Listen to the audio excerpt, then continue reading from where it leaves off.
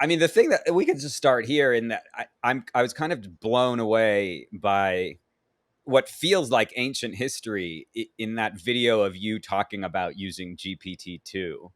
Um, like that, even though it was like only maybe 7 years ago or something, it feels, even the way you were talking, and like talking about prompting, and it's like everything has changed, obviously, Mhm. like 7 times over. And I'm curious, um, how has that been for you? Like you seem like a kind of an ancient sage with all this because you were doing it so much earlier than everybody else. You know what I mean? Like Sure. very few people I think were doing writing stuff with AI back then. So you have a very unique perspective, I think, among many. But yeah, how's that been for you? How's it been for me? I'll say first and foremost, it's a confession. I am often guilty of having that feeling. It's a classic feeling. I think it's analogous to I was into this band way before you guys were Yeah, into yeah, this yeah, band, yeah, yeah, yeah, which yeah, is yeah. not particularly flattering. I'm not proud of that feeling. Why? But Why not? it is. Oh, I just don't. I don't think it's particularly healthy or productive. I would say actually, to my, I'm conscious of this. I think sometimes to my detriment, I have the feeling that I got, I mean, so interested, really, really deeply engaged by these tools as they existed. As you say, it was 2016, circa 2017 into 2018.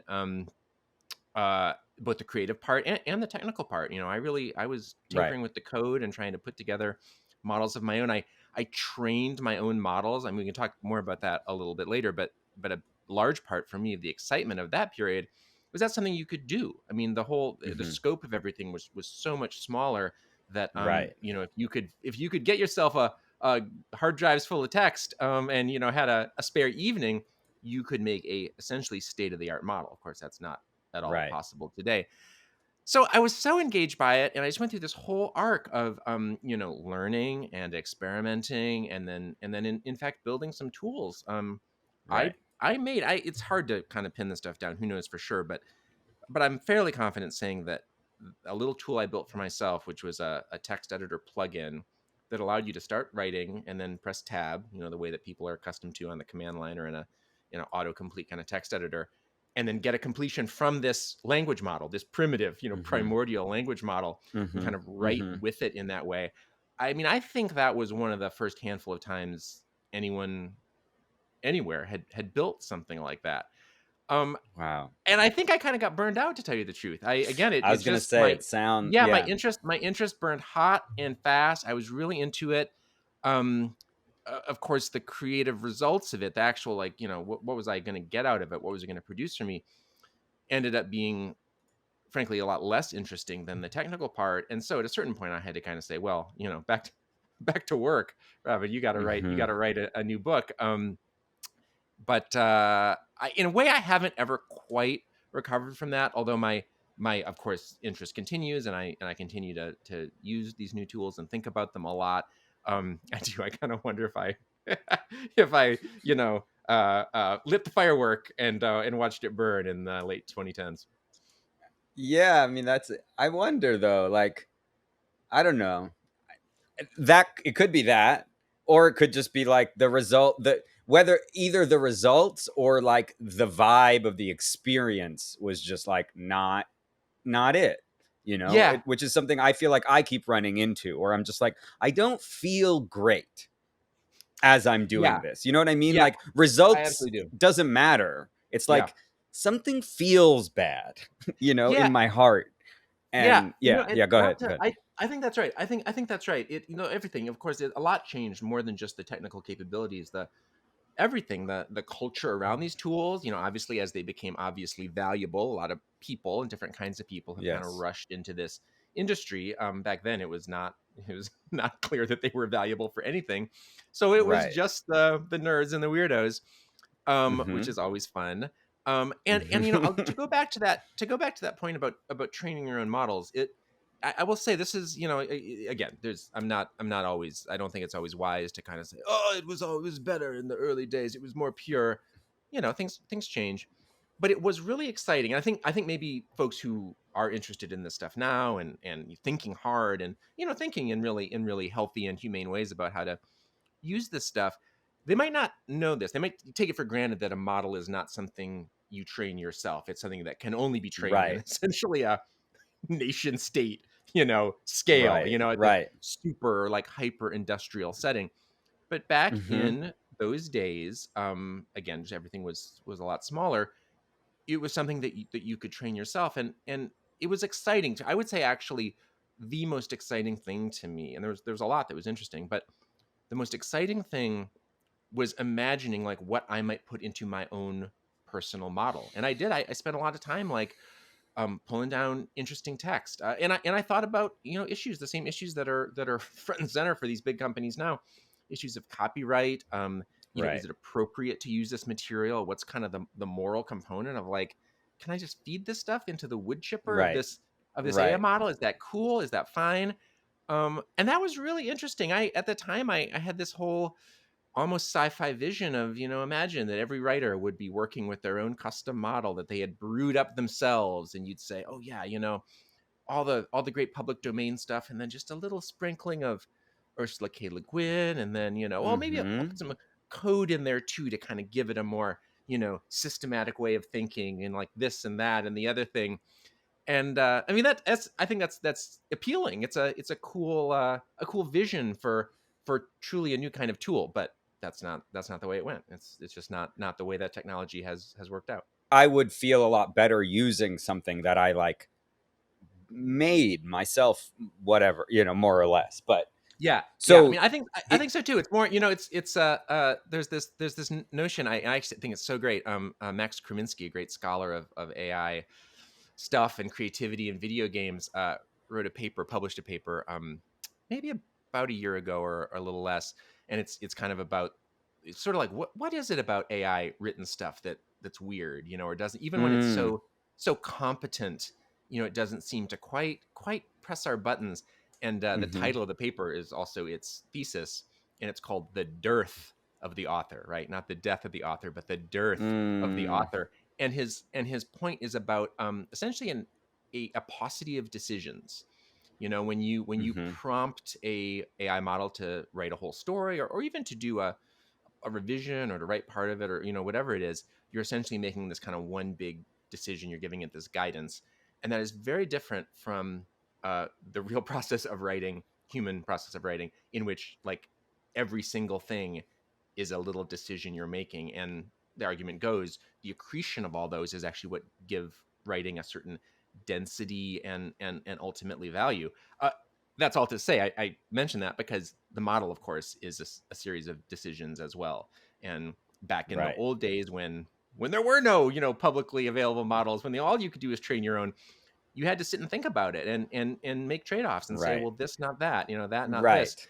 And now it's other people. I mean, there are decisions that are being made. They're just not being made by you, the They're writer made or for you. programmer or Yeah. user. Yeah. Yeah.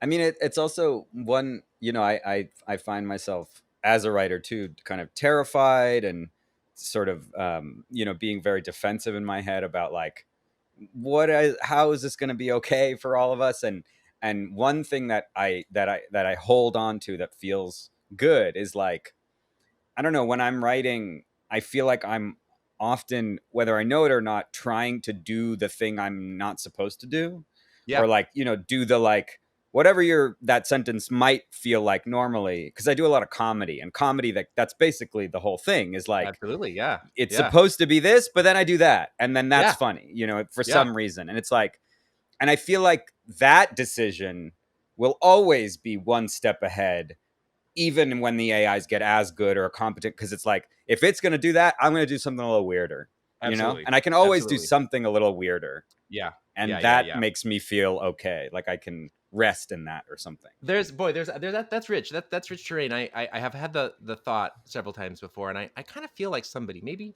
you or some little consortium of comedians should come up with a new AI, test, a sort of eval, in the way, because they always talk about like, oh, our new Right, right, model, right. scored Benchmarks. 99.7% on this Yeah. on this test, whatever. And you're like, okay, Yeah, yeah. yeah. How about a tell a joke test? How about a real rigorous? I don't know how you would do it, but the question is, can this model tell a good joke? And I confidently presume that the answer currently is no. And yeah, to your point, I actually think it stays no for a long time, because even at their most capable, the whole, I mean, and this is not like a kind of moralistic, go humans judgment. This is just the technical reality. They kind of operate on this probability distribution of data, Right. and they work by understanding where they are in that distribution, and then plausibly and convincingly sort of operating at that point. And I love the idea that it is the job it's the job of the comedian to always be headed out to the borderlands, and Totally. if your punchline is in the distribution, it's not a punchline, or I don't know, It's it's a not groaner, it's a dad joke. right. Right, right. It's not going to be surprising. Yeah, I love that. Have you read Finite and Infinite Games, that book by James Cars? I've never read the game. I feel like I'm familiar with the argument, as they say, but I haven't read it. No. Yeah. It's one of my favorite books, and in Cool. it he has kind of a similar point where he's like, finite games are society, in that like they have their rules, and then culture is always like the reaction to whatever the finite Yeah, game is. yeah, Culture always pivots, and yeah, that is, I take that in a similar way. It's like whatever the thing is, artists, culture will just kind of do some weird other shit, and yeah. people will be like, cool, that's different, and then we'll be fine. I mean, I think that's right.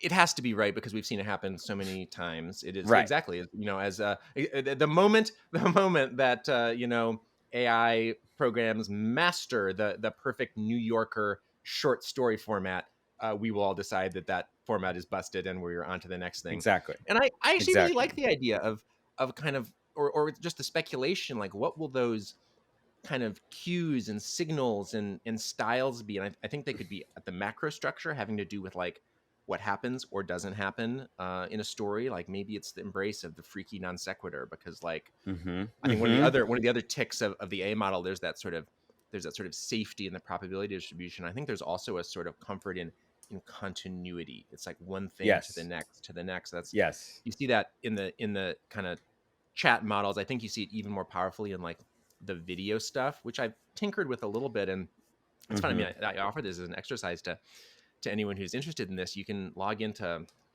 Runway or the Google one, or I presume they're all basically the same. And you tell it like, oh, make a picture of whatever, and like Mm-hmm. what it wants so bad, it's so clear. It's like in the heart of these models, these like video producing models, is a slow zoom on a subject that is sort of moving slowly, maybe in slow mo, and beautifully. And it's like, oh, I love it, because it's so Right. easy. It's like, what comes next? Well, I think I know. It's just basically the same thing, except a little more flow, a little Right. more float. They do Right. Right. they can Right. do Right. Right. waves. I mean, cool stuff. Again, there's real capability here. Like these models can render like the frothing surf, or like big Totally. vortexes of clouds or whatever. So you're like, wow, this is amazing technology. Okay, now show me a video where halfway through it cuts to a completely different scene, and they're like, Mm-hmm. oh no, I No. can't No. do that. I No. couldn't possibly do that. There is something, there's power in this like rupture, in like again, it's the sharp cut, it's the rupture, it's the non sequitur. And so yeah, I wonder if we're gonna kind of see that Yeah. resurge in all kinds of art, as a almost a seal, a signature, Yes. um validation that like, no, a human made this. You Yes. can tell because Yeah. it's the leaps are so big and so sharp. Yeah. It's almost like, I mean, I used to do a ton of improv, and when we would first start, one of the first things we did was like, we were instructed to do the worst scene you can possibly do. Like, go up there and make a bad scene. And they were always amazing, because it's like, it's funny and Yeah, weird, and yeah, I it's love that. funny to see how people interpret bad Yeah, in these interesting ways. And there's something about that like AI can't do that great. It yeah, can't be bad in a fun way. yeah, yeah. And we know this, right? We know this about art. I think we do. I say that with such confidence. I actually, I let me modify. maybe not everybody does know this about art, but they should. They should. That there's kind of, you can think of the sort of, continuum from absolute beginner who just is like aspires to make something, and it's on kind of the slope of, I think, skill, and really learning how to do it and what makes it good. And you do, first, of course, you have to like master these basic, really, really basic Hmm. technical skills, and you have to learn how to make something good. And credit where due, the AI technologies like they have ascended that slope, and you're like, Yes. that's very competent, but then you kind of crest over that, and this is, you're still way, way, way far away from the very pinnacle of like, the great art and the great artists of history, but you're on your way. You're kind of, you're suddenly in the game. And I think as soon Yes. as you cross that threshold, you understand that what makes things interesting is the subtle ways in which they are kind of fucked up. Yes. And that's, Bingo. and again, it's like we hear that in music. We see that on the page, we see that in visual art. And I think there's a courage and a real precision there, that at least so far does not seem available to AI models. Yeah. Yeah. It's that thing that as the viewer, you just feel it. And you Yeah. feel when it's not there, where you're like, oh, it's too smooth, Yeah, it's too yeah. like And it's it's too funny too. good. It's, it's people have talked about, they're like, well, yeah, you just have to be more, precise, in your instructions. They can, these models can take Mm-hmm. guidance. And they're like, okay, yes, noted. And it's cool, it's interesting and cool that they can. But it's like, I've heard people say this kind of about novels or poems, where like the only actual description of the novel or the poem is the thing itself. Like that is the point. It is Yes. self-describing, and any summarization of it, or maybe that's of a really good novel, a really good poem, because it has that density. There probably are some novels and even poems that you can summarize very accurately, and those are like not the good ones, because they don't have that density of like load bearing language. And so Yes. the analogy there for AI is like, okay, well, yeah, if I the prompt the prompt of sufficient precision to get what I want out of the AI turns out to just be the story. So I think I'll write the story. I What am I mean, wasting my time here for? that has happened to me so many times though, when I'm like I try to use AI to be like, hey, write this email for me and I want you to say this in this way. And I'm like, wait, I just wrote the email. I just wrote the email. Like the Yeah, email's yeah. done. I think there's, credit. We have to, again. Maybe we can cut people some slack out there in the world and have some charity. There does seem to be sort of this odd hack happening in the human mind across the planet at this time, where they're like programming, right? People are using these models for Yes. programming, and I kind of hear about how some folks are using like Claude Code or whatever. Yeah. And I'm like, I actually do think you could have programmed it. I think the time you spent sitting and prompting and Mm-hmm. coaxing and waiting and like gonna go get a coffee and come back and see what it did, it's like it actually wasn't easier. And yet, and this is the charity, and yet I do think there's a little something in the brain that's easier to get into. It's easier to get into that mode of asking, and it's like editing, right? Any writer knows that.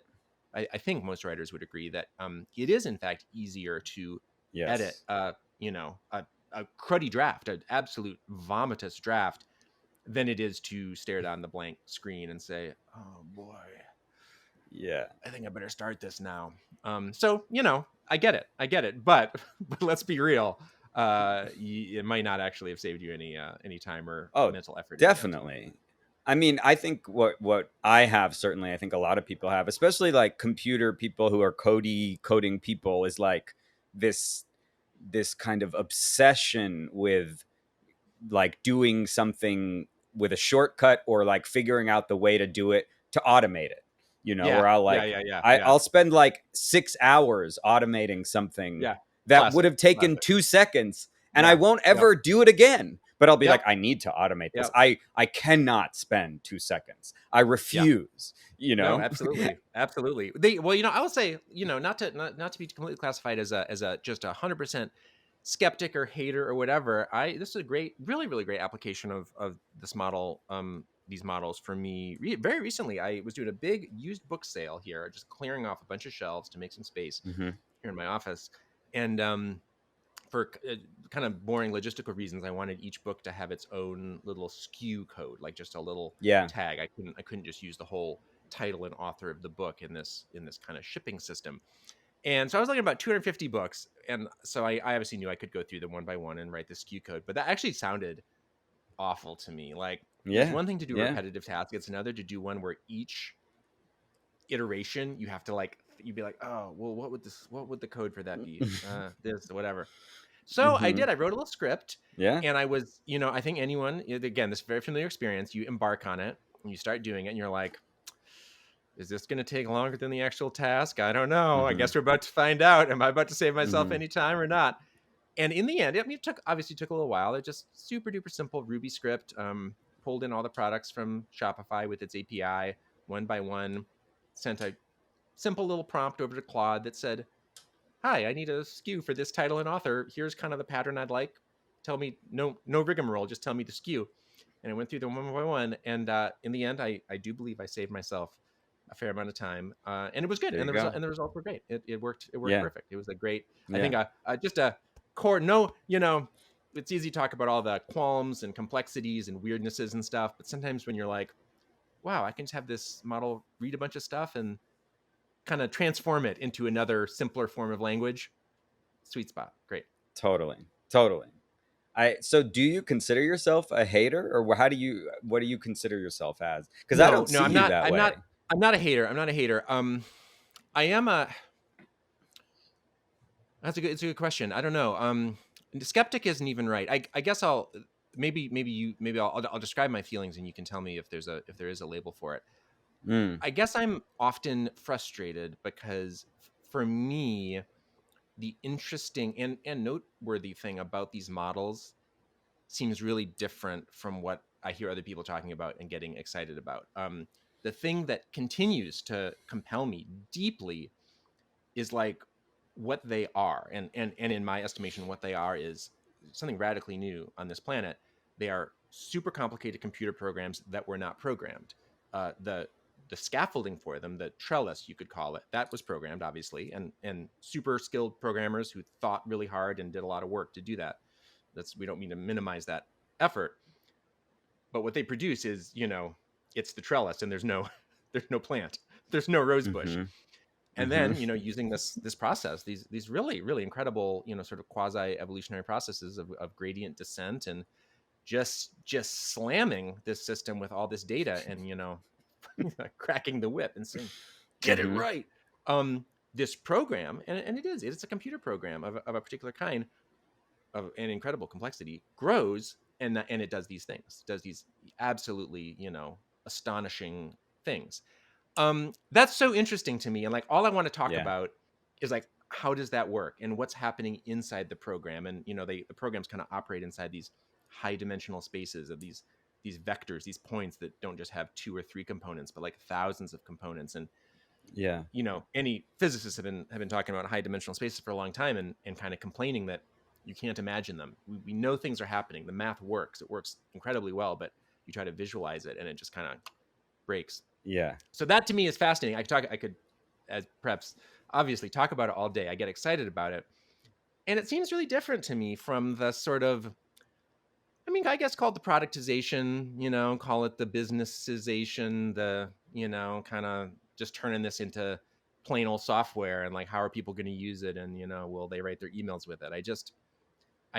I'm not interested in it, at least not in the same way. So yeah, I guess Mm-hmm. it's not just that I am a skeptic. I want to like have a different conversation about AI. And there are some folks who are engaged in that, including many at the big frontier AI labs, but it's just not what you Right. mostly encounter. Yeah. I mean, mostly I think what I encounter is the big promises and the big Hmm. fears Yeah, and right. like Right. the world changing sort of everything is about to be different and bad Yeah, and right. or good depending, Right. like that's because that stuff sells. Like that stuff is Yeah. so good as a Yeah. headline. Like you Yep. cannot deny. And I think like Sam Altman and these, they know that. They know Yep. how to play that game, you Absolutely. know? Um, Yeah, yeah, right. It's like, what's more appealing, and again, so we see this in the sort of the modern phase, the certainly the post Chat GPT phase of AI. the case can be made that this is the most important thing in the world. I don't know if it is or not, but I actually don't think it's an unreasonable case.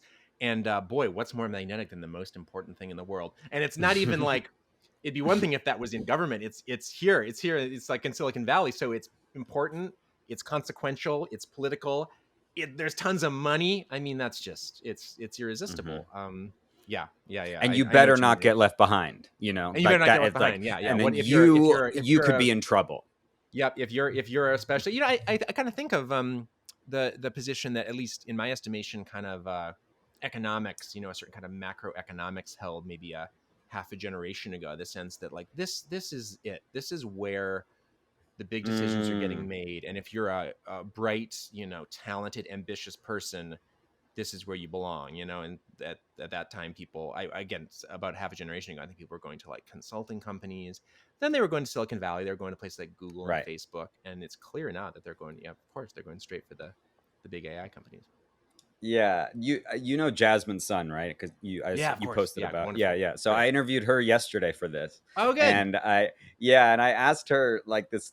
I have this thing that always pops into my head of like, man, there's got to be a way to make money with all this, like. Yeah, hey, Like, trust me. As somebody, I was ahead of the curve. It says a lot. I can't even, for my part, I can't even be wistful. I just have to acknowledge that it reveals something deep about my own temperament and constitution, that I made zero money from I my know, early, deeply engaged interest in AI. I was like, apparently I'm just not that kind of totally. person. But I think I'm the kind of person that both cannot do that, but wants to like can Yeah, see that a lot of people are clearly going to make money, and I'm like, man, how do I? And so I asked her, I was like, how do I make money on this? And great. she It's a was great, like, great go question. work at one of those labs. She's like, don't Yeah, be a writer, go work at one of the labs. That's how you make yeah, money. And I was like, okay, I don't yeah, want to do that. yeah, So yeah. I guess, uh, but yeah.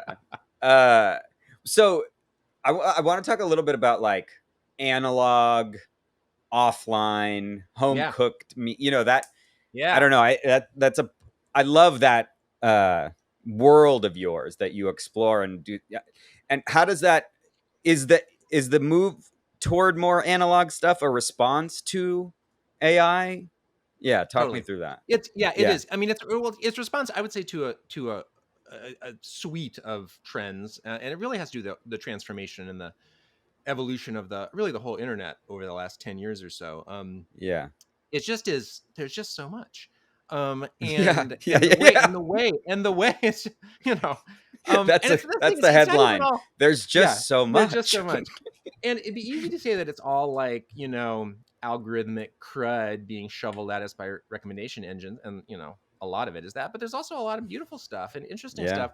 But there's just so much. And, I observe my own response to things, as I look at things on my phone or browse them on the internet. I'm quite a voracious, reader of things. I seek things out. I'm always up for like interesting art projects of all kinds.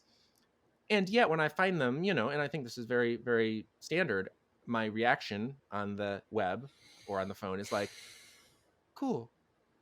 Okay. On to the next thing. Like, that's it. That's a huge win, by the way. If you got 4 seconds, Cool. you hit the Mm-hmm. attentional jackpot. And of course, for me, luckily, happily, I do have in my life the counterexample of books and people's Mm-hmm. engagement with books, and I'll get an Mm-hmm. email from somebody, just super simple, nothing, wild, just saying, hey, I read Mr. Penumbra's 24-hour bookstore. I really enjoyed it, Mm-hmm. and maybe just a little thought about, oh, and actually I was in San Francisco recently and I was thinking about the book the whole time. That's incredible, and in Yeah. part because what looms behind that report is the image of a person sitting, on an airplane or at home or in bed or whatever, with a book or with their phone or Kindle, spending, I don't know, depends how fast they read, somewhere between 5 and, I don't know, 48 hours immersed in this book, bringing it to life Yeah. in their own mind, and really truly like spending time with and paying attention to this thing that I made. Absolutely incredible. I mean, Yeah. unfathomable, really.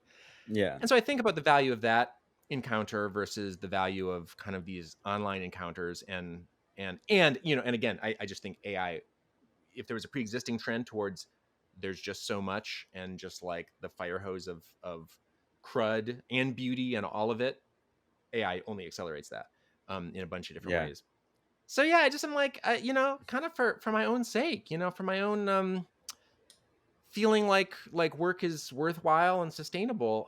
I feel like I've been on a pretty steady trajectory. Not certainly never leaving the internet behind, or not publishing there, but really thinking about how I can make things uh, in this other realm, this physical world, and just hoping to get a kind of deeper engagement and frankly a little bit more of people's time and imagination offline. And how's that been going? And also, where do you, where do you see it going next for you? Like, what do you have? What are you cooking up?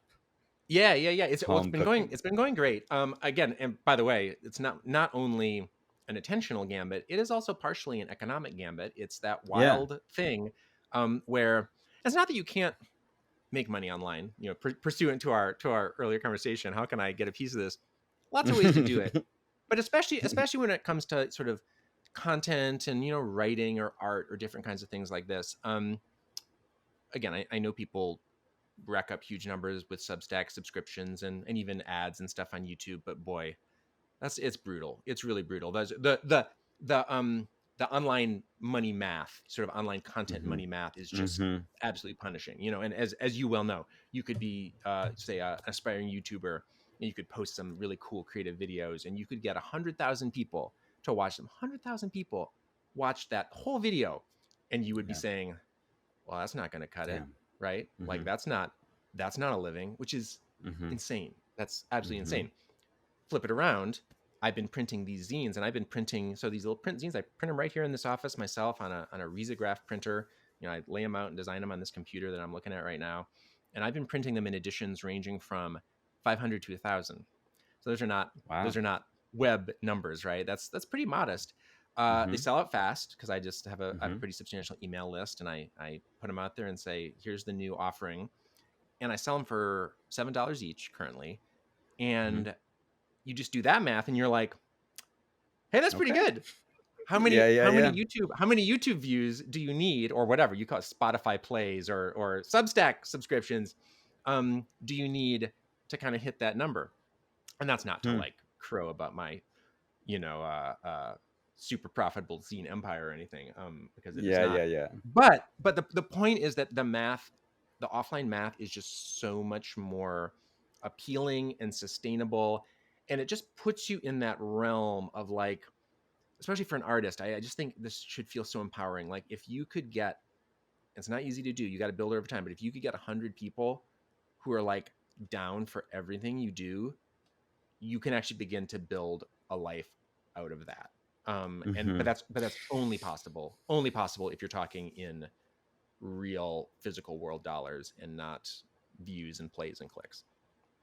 I think that's super inspiring. First off, and I think what's crazy about the internet and the internet math of it all is like, like I probably am close to that with my Substack, but it Mhm. feels like nothing Yeah, because it's internet math. I'm like, yeah, that's that's not right. enough. You always see the bigger number. You always see the huge numbers. Yeah, it is. It's Yeah, your I'm your just like, your the you're a uh, minnow, I'm among nowhere. the whales. Yeah, But if I take it into just like, wait, but dude, it's more than enough. It's like yeah, it's all like framing relative to whatever else you're comparing to. But yeah. the internet kind of tricks you into not realizing that, I think. So it's really I think that's helpful right. to hear of like, I, yeah. I think that's right, and actually, there's something kind of implicit in that I actually think is really important, really powerful. Um, when you submit to the internet game, and say, I'm gonna Hmm. take a shot at the internet math, whether you're successful or not, everything you're doing, it kind of you sacrifice that frame. It is framed in a Yes. particular way. Now obviously that's not true Yes. if you like go totally independent and start your own website and it's just you, but if you do that, you will not have an audience. So Right. it's a fun thing to do, but that's not really ever going to be a living. And so if you're going to go for the internet thing, you sacrifice this, I mean, the literal framing of it, like, well, what is this, what is it about, what are its goals? Yeah. YouTube really thinks that the number of views on a video is important, and therefore they are Yes. important to you whether you like Yes. it or not. And I Yes. think the beautiful thing about the physical world is that I don't know. This is a little. I almost feel like this is a little weird thing to say about the physical, but if you think of it as an API, it's like this endlessly rich and flexible API. You can do anything, you know. YouTube, all the online stuff, they have this sort of only a few degrees of freedom, and then a little Hmm. box for you to fill in with all the color and imagination and wild ideas that you can kind of muster. The physical Totally. world, it is this completely open canvas. Things can be a certain size, a certain shape. They can arrive a certain way. They can, it's just anyways, I find it, and more as time has gone on, I find it actually like weirdly exciting. The technology of the physical just honestly feels Totally. more interesting and flexible to me than the relative rigidity. It's so odd that the Yes. digital, this perfectly protean thing, um, could be made to feel so rigid. Yeah. Yeah, I mean when the last kind of VR wave was popping up, I had a joke of like, you guys like VR, wait till you hear about R. You Yeah, know, reality is crazy. right. That's right. R is wild. Like Yeah, I love. you Yeah, can just put on any the glasses. resolution is It's unbelievable. Yeah, nuts. Like turn any yeah. direction, it's right there. Like it works right away, you know? There was a totally. I mean, pursue it to that observation. I actually think that's a lot of these things. I love it. They sound like jokes, but they're actually like so deadly Yeah. serious. Yes. There was a place in San Francisco, now defunct, but it was a kind of a research institute, really interested in new forms of interaction, and they had Mhm. it was all in the real world. I guess you could call it sort of a augmented reality research program. And so you'd walk around, and there were all these, like, there were cameras and there were projectors, and so things would happen on tabletops or on walls, and the cameras would also be watching, and there were actually like pieces of paper that had programs on them, and they were marked in all these weird ways. The whole thing was like walking into a science fiction story. It was very cool Mhm. and very weird. But a Mhm. lot of it was paper. A lot of it was built around paper. It wasn't like chips and NFC tags or weird little transponders or whatever. It was literally things that got printed out on paper. And the folks who ran it would always just say with such delight, they're like, yeah, paper is it's totally compatible. You can staple any piece of paper to any other piece of paper. Which again, it sounds sort of like a joke, but But it's you're like, profound. oh, it's profound because I can't staple any Yes. computer program to any other computer program. No. They don't they none of them work together. Right. And Right. so I think I don't know, I think about that a lot. It's yeah, It's almost the like eloquence and power of the physical. right, and it's almost like we have gotten so used to the framings again of like the digital that to like then see the physical through those frames makes them like so cool again. You know, Yeah. to Yeah. be like, it's like the format is it's you can just do anything with that format. Yeah. It's like, holy Totally. whoa, I didn't Totally. realize that's such a cool format, you know. Yeah, yeah, yeah. um No, it's really true. It's really true. Yeah, it's everything. I do. Again, we were talking before about what will people do now to kind of as a counter move against AI media, AI art, AI writing, prose, all of it. And I actually think that's really interesting to think about and fun yeah. to kind of start to really brainstorm and then hopefully execute some strategies. And to that point, I do think one of them for sure has got to be formats that are not just rectangles the size of a screen. If you're making something that Yes. it's a rectangle and it's about the size of a screen, maybe you haven't done what is fully what is possible. And I hope and Mm. expect to see some stuff that is big. And I think whether that's the march of big movies towards IMAX, because they're like, all right, I Mhm. know you can't watch an IMAX movie on your laptop, Mhm. Mhm. or print products that kind of return. You think about like old newspapers. You see Mhm. pictures of people reading Mhm. newspapers on the subway in like the 60s. They were They're like, it was like huge. a bed sheet of Yeah. newsprint. That's cool. That's really cool, Right. and you could have a lot of fun Right. with that. So Right. I Right. think that's a something for artists and you know content creators of all kinds to Mhm. really think about. Do you personally fear AI kind of taking away anything that you do? It sounds like maybe probably not from the vibe I get, but also then for people who do have that fear, creatives, Yeah. early in their career, later in their career, what advice would you have for them, or how would you help them? That's a great question. I don't have a huge fear. That's not to say that it doesn't cause me any angst. It's weird. I mean, that's the thing. I think anybody who had a really firm opinion, or frankly a real clear vision of what comes next, is you're wrong, because it's very very strange, and a lot of the sort of real deep assumptions about what writing is, what media is, are Yes. suddenly, they're just unmoored. They're just sort of floating suddenly. That said, I would say this. I often have this thought. I've said this to some writing and publishing people. If presently we were operating under like a great ongoing novel shortage, Hmm. then maybe I would be like, oh man, these AI robots sure can write a lot of novels. That is not the case. There are already Yeah. there are already way too many very Yes. good, very interesting Yes. novels and other kinds of books written by real humans than people can read. Yes. So the addition of more kind of good or cruddy AI novels really does not change. It's like the dynamic Yes. equilibrium really does not shift. That's a real So good point. that's sort of good news and bad news. You're like, oh, Hmm. good news. There's already way You're too much already stuff to read, fucked. and no one Yeah. and no one will probably read your novel. Yeah, that's Right. that's like that's Right. the Right. good news. Um, the I here's something that I think is kind of applies to artists of all kinds, certainly to writers, but also people who are just interested in this kind of stuff. And is that to the part of your question about kind of looking forward and people starting Hmm. out, and what can we do, and how can we kind of create an environment that's going to work for folks? I think there has been another. I sometimes think of it as a crisis. Maybe it's sort of a quiet crisis in certainly in writing, and I think in other kinds of art over the last decade or so. And I think it's a crisis in criticism. And of course, I mean that in the most expansive way, not just hardcore pokey criticism, but just Hmm. consideration, of art. Mm. If you think about new releases of all kinds, but particularly from people who are not already famous. So Yeah. don't talk about Beyonce's new album or Taylor Swift's new album. Think about like a new album from literally the first album from some little band down the street from me here. Who will write a review of that on the Hmm. internet or anywhere? No Hmm. one.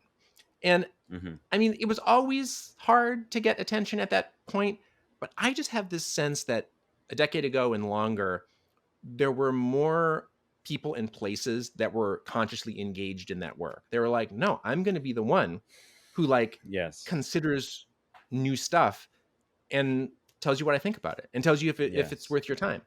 And I Right. think the absence of that, and by the way, one of the reasons I think that has fallen away is precisely because the recommendation algorithms have sort of Yes. I was gonna. taken that role. They're like, no, I will I show tell you. you what's worth your time.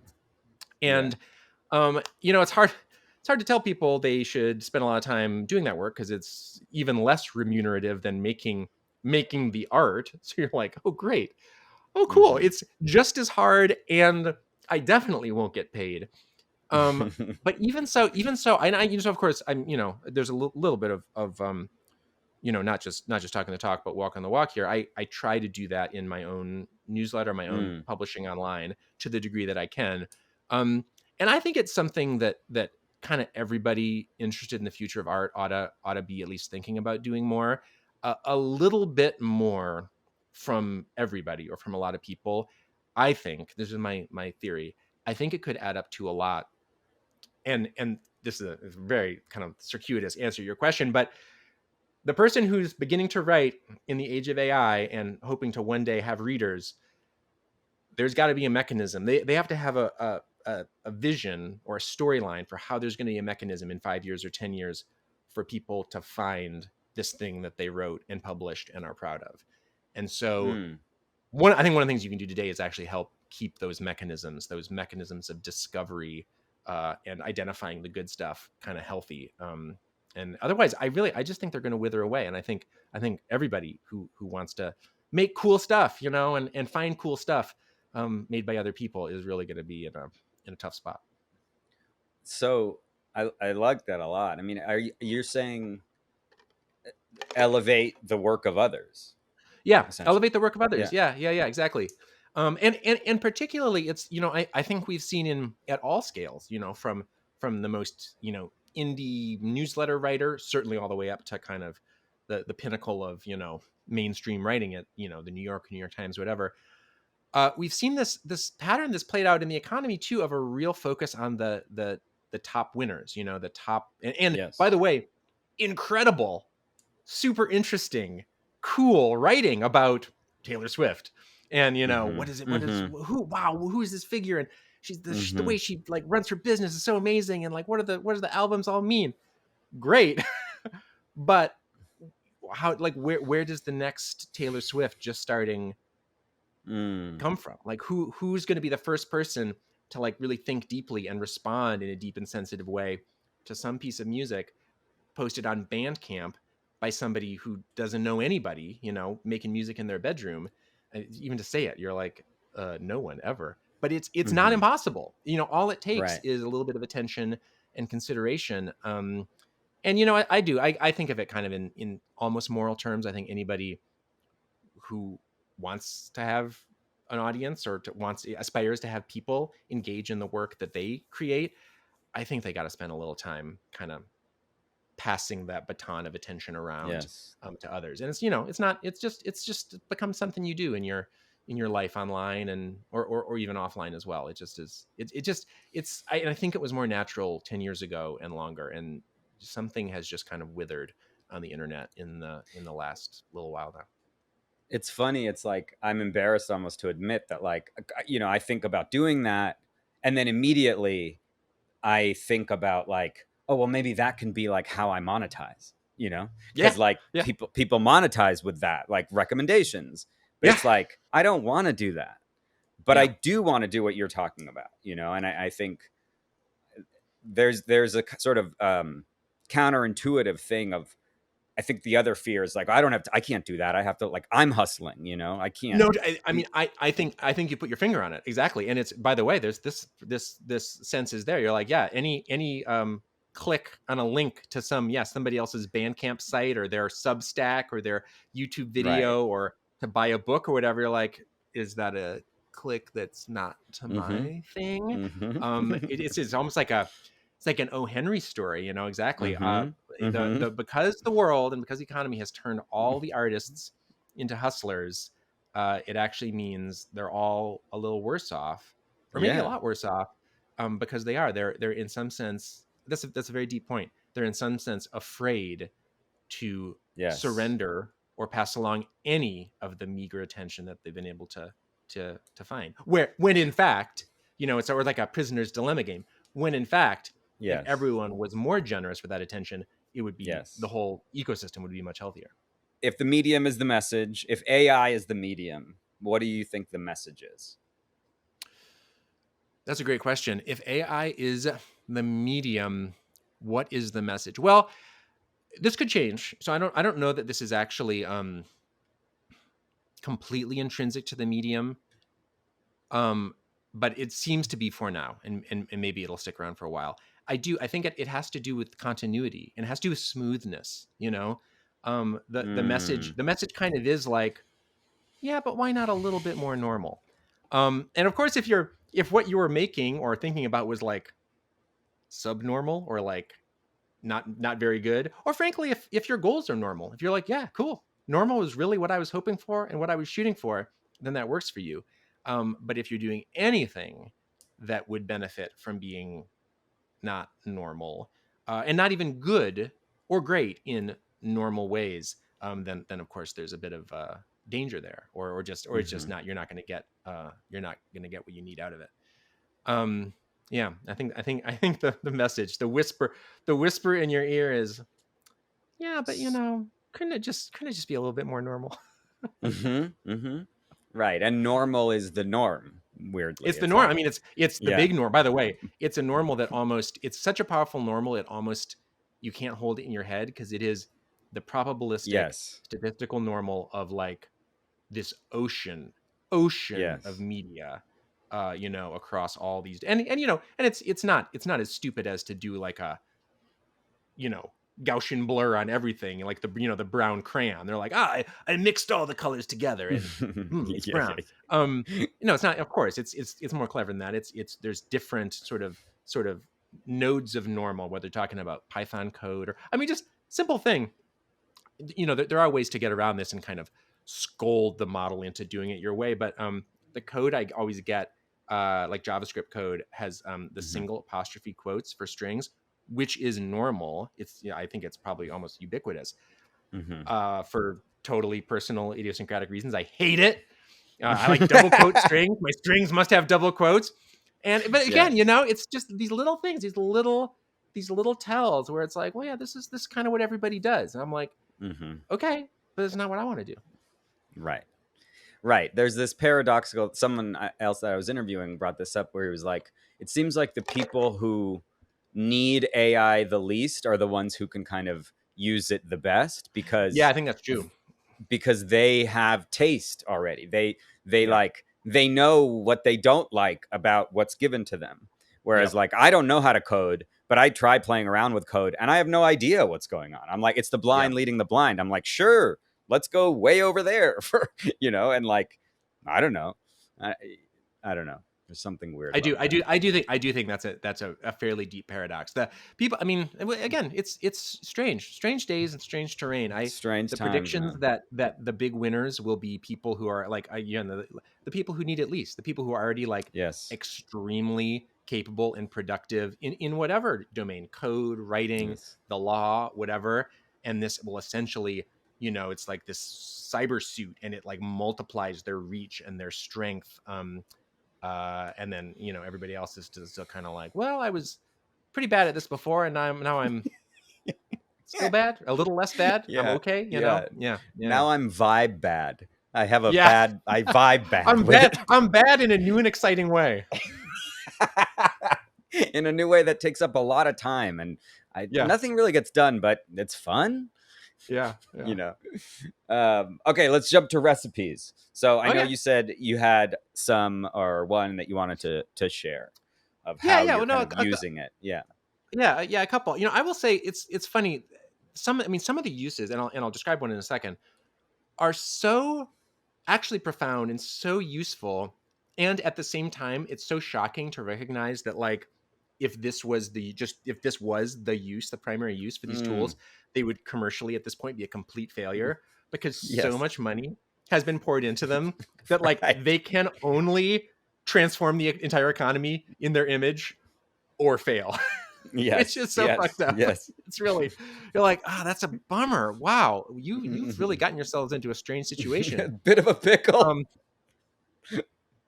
because you're like, because these other things are not, they're not nothing. So here's one, and I tell this to people a lot that maybe don't realize this is just a very simple thing you can do. Um, Traveling to countries where you don't speak the language. I only speak English, so Yeah. that's most countries. Obviously, for many, many years, I happily and gratefully used Google Translate, both to translate things so I could read them, and also to figure out like what I could say to express myself, and simple stuff like asking for something in a restaurant or asking a question about a shipment or a flight or whatever. Google Translate, such a great tool, but like, it is accurate, or it wants to be accurate. The whole point of the system is like, yes, I will tell you how to say that in this other language correctly, to Accurately. capture the nuance of what you want to say. And sometimes that's what you want, but it turns out often that is not what you want. And so I've got a little Mm. prompt. I copy and paste it often into what, it doesn't even matter, Claude, Gemini. And the prompt is basically this. And I travel to Japan often, so I've used this for Japanese, but I think it would work fine for any language. The prompt is, okay, I'm going to give you a phrase, and I would like you to translate it into Japanese. I would like the tone to be extremely polite. However, I would like it to be as concise as possible, because I'd like to say as few words as possible. So, Mm. and you can kind of wordsmith this however you like. But so I usually say, like, so if the meaning is about 70% correct, that would be fine. And I say, please tell Wow. me, please now show me the translation in Japanese script, in the official romanization, and then finally give me a phonetic pronunciation. Because yeah, I have like there's like 30 words and phrases in Japanese I know, and that's it. Yeah. It works amazing, absolutely Wow. amazing. Wow. And because you realize that like actually as a dope who just can't really communicate that well in whatever this other language is, um, to have something that's short and simple and you can kind of run it through your head a couple times, be like, okay, da da da da da da da da da da, and then you know walk up to the counter and you're ready to go. Whereas the alternative from Google Translate was like Mm-hmm. a paragraph of text to like precisely, you know, modulate this English meaning. It has worked great, and it's actually kind of transformed Wow.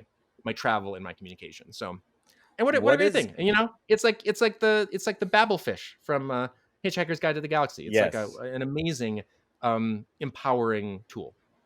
What have you noticed is the change in how people receive that? I mean, mostly, frankly, it is usually that they understand me, because you know, you think of it, every additional syllable you're saying Right. in a language you don't know, you're losing meaning. It's like it's Totally. diverging. You're like, oh Totally. no, because I yeah. every Yeah. there's Yeah. a if there's a 30% chance of some fundamental mistake at every step, you're like, really, my odds are much higher if I can just say 3 words instead of Mm-hmm. like Mm-hmm. 20 words. So yeah, Mm-hmm. I would say that whereas before many times I've many vivid and fairly shameful memories of saying something what I thought was like dutifully, and my interlocutor going, Right. Right. Because what? they're just And I like, was like, what? no, I guess I said that one wrong. Right. And when you keep it short, and of course, and these often, not always, but often, these systems can speak it for you too. You could say, Right. please, you know, say this, and they'll Yeah. give you a little demo. And you can kind of wrap it up in your mind. I have not gotten to the point. I know it's now possible to actually use them essentially as these like live translators, which I Yeah. think is really interesting. And it's something. There's a certain kind of courage and willingness to be dorky and annoying that I think you need to do that. Which I might try to muster in the future, but for now, I just kind of use them to load up my little short term memory and then go and say the thing I want to say. Or I mean, a good example is for years I said in Japan, when I, you know, had something that was some food that was delicious, which was often I would remark, and many travelers to Japan know this. I would say "uishii," which basically means like yummy, and I would always increasingly felt like a infant. I was like, great, so Yeah. I'm a grown man. I'm a grown man with sophisticated taste in Japan. And when I like go to this restaurant, and the food's really good, I Yummy. say the equivalent of yummy. I just was not into it. And so actually one of the first things I did, it helped me develop this prompt. This was a few years ago. And I was like, what I want to say is my compliments to the chef. I want to say like, Mm-hmm. wow, the chef is really good. And it gave me some great little options for saying that. So Wow. That's amazing. yeah. Yummy. like, Yummy. Yeah. I just was like, cool. it was not the content that I wanted to communicate. So that's Mm-hmm. my recipe. nice. I love that. Is that, do you have any others? If not, that's cool. One, we'll take one. You know, You have a I second. think that's it. I think that's it. The other recipes would just be anti recipes. We don't need to pile on, but you know, I I'll do take one ever anti since. recipe. Well, you know, yeah, okay, I'll say this. My ever since, you know, for years now, since 2016, 2017, I've been checking in on the writing and editing capabilities, you know, for my Yes. purposes, for fiction, what I think of as really dialed in, you know, really high quality prose in a fictional context. And I did a test recently because, you know, the stuff keeps improving and changing, Yep. and I don't, you know, you can't just make one judgment and walk away. And so I did this experiment recently. I had a little mini micro short story I was going to post, and I thought, and it kind of touched on some AI themes. So I was like, well, this is a good opportunity. And so I wrote a little script, and it took the following approach. And this was with at the time, brand new Claude model. Um, and I kind of operated it in 2 steps. First, I had Mm-hmm. 2 different prompts. One was, please read the following story draft. Act as an editor. Think carefully about, you know, how it could be improved in ways both large and small. You know, and kind of explaining what the goal was. And then please, you know, offer 3 to 5 suggestions that the writer will then go away and implement. So of course it Yeah. did that with incredible fluency. And then I piped that result into a second prompt that said, "You are a writer revising a draft of a story. You received this bulleted list from your editor. Things to improve. Mm. Please consider them. You don't have to do all of them, but anything that seems appropriate, please implement that in this draft, and then respond with the edited manuscript." And I was pretty excited about this, actually. I thought this was an interesting idea, Yeah. both because of that sort of flip flop of the role, and also because I was going to run it several times. I was going to essentially run it through that loop, like 3 or 4 or 5 times, I mean, as many as you want, really. So I did it. I ran it. I saw the results. And again, it connects back to really a lot of the assessments we've been making through this whole conversation. Just to focus on the edits, because of course that was the crux of the whole thing. They were good in the sense of being competent and actually reflecting like the subject matter of the story and the language of the story. So, I mean, to that degree, again, you have to concede that's pretty wild that a computer program would do that. But how can I say it? These were not the edits of a expert who has written 1,000 short stories.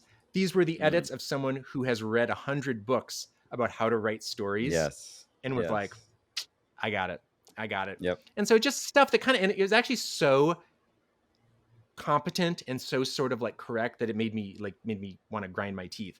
It'd be stuff like, in the end, perhaps you could add a section to fully bring a resolution to this arc of the emotional journey of this particular character. I just was like, Claude, you have misunderstood my intention. Deeply doesn't get it, right? There's a level of sort of a subtlety and again just weirdness that just was not. It was like ultraviolet light. It just was not registering, and so it was only looking at that sort of normal flow. And so ultimately, there was nothing. I couldn't use a single. And I by the way, ran this many times. It was an interesting experiment. It was an interesting kind of just check in with the process. Ran it many times, looked at many different suggestions, and there just wasn't anything that was actually useful or interesting. Which I know from experience, I would have gotten at least a few things from a really good human editor or even another writer who was kind of giving it a test read and giving me some feedback. So that's where we are with editing with AI at this time. So in the hypothetical world where it does give you really good ideas, what happens then? Do you use them? Boy, that's a great question. I don't know. The honest answer is I don't know. Yeah. I mean, I think it's possible. Well, yeah. What would it mean? What would it mean to use them? Because it's not, fundamentally, this is what's interesting, right? It's not reading, not the way a person does. It's doing something. It's processing. It's computing. But when we read, there's this co-creation. And it does all sorts of stuff. It vibrates, you read something and it vibrates against your own experience. Yes. And so to have a critical read from a person it's a really interesting and actually very personal thing. And like every Claude is the same Claude. I don't know. It's a great question. It's a hard question. I don't either. That's why I ask. I think that's the thing that's coming, maybe, is the fear is like, what do you do then? It is. It definitely is coming, yeah. Okay, last thing, a speed round. Are you ready? Love it. Okay, yeah, so these, you can just go like a few words, a sentence, tops, whatever you want. But first one, how would you describe your relationship with AI? Is it an assistant, a partner? People have said nurse, other things. What is nurse. that? For me, it is this goes back to kind of where we started. It's a subject of inquiry. It is rather it's for me. What's interesting about AI models is what they are, not what they do. That's beautiful. I love that. What do you wish AI could do but fear it never will? Oh, yeah, easy. I think it should be able to remain silent. I think it's very interesting. They're so fluid. They can respond in so many ways. The only thing they cannot do is refuse to respond. I mean, they can refuse, but they do that by saying, "I'm sorry. I would rather not. I would rather not talk." It literally, the only thing that exists is more speech. More text. Wow. And in our physical world, there is great eloquence to sitting there in silence, and Yeah. an AI definitionally can never do that. Wow. I love that. Everyone's making predictions about AI. Let's make a prediction about humans. Where will humans be in 10 years?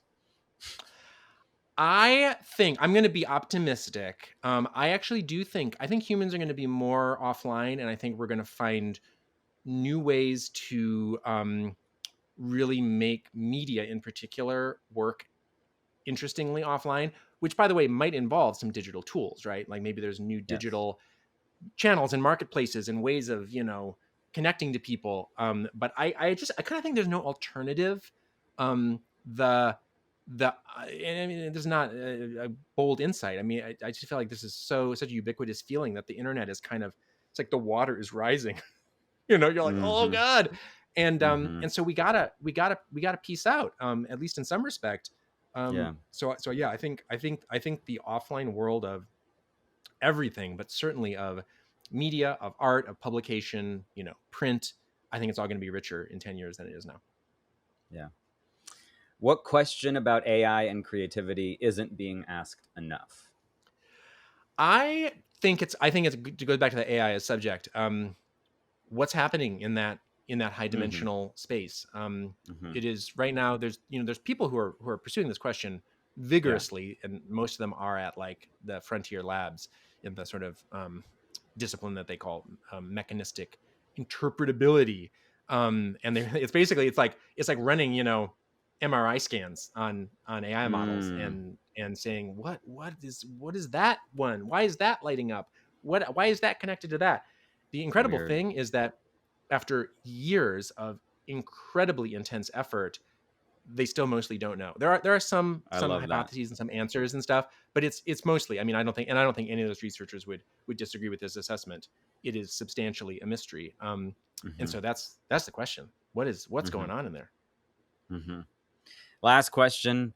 What do you wish people talked about more instead of AI? Instead of AI. Oh, so many things, so many things. You can What's rattle a off a what's a list if good you want. Yeah, no, what's a good realistic answer to that though? You know, I think I was gonna say money. Because I guess what I mean by that is that it's like I actually think what the AI conversation is a money conversation. Yes. And I feel like it's sometimes questions of money, wealth, power sort of get laundered through an AI Yes. conversation. Um, Yes. so maybe I wish that like maybe it's a little different when every time they talk about AI, they also talked about the money, and where the money is coming from and where the money goes. Yes. Yeah. That's I was an econ major in college, and so I always kind of want people to talk a little bit more about the money. Yeah. I like that. This was amazing, Robin. Thank you so This is so fun. It much. was Yeah. great fun. I had such a good time. Thank you. Good. Thank you. Thanks for Yeah. the invitation. It was a real pleasure. Thanks.